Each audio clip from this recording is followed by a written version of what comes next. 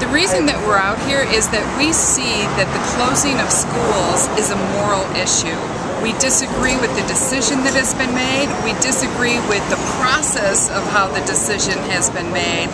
And we are here essentially fighting for the school children's right to have an education.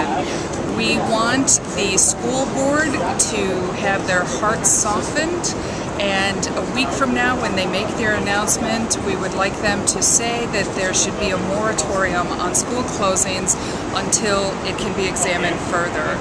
Also, we want parents and community leaders and children themselves involved in the decision of closing the schools. There is nobody in this city who thinks closing 54 schools is a good idea. Absolutely nobody. And the leaders of the Chicago public school systems need to hear our message.